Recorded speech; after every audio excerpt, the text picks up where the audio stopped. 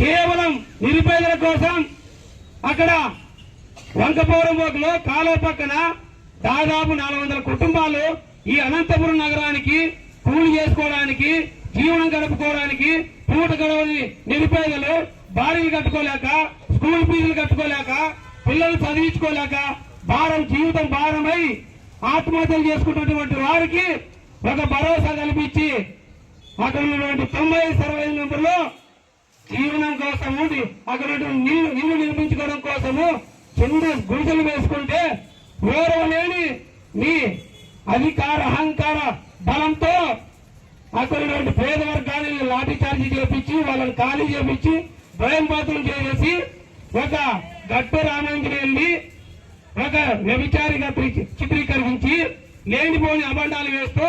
మీ అప్ప త్యాగీరులోకి కబ్జాలోకి దూరినాడని చెప్పేసి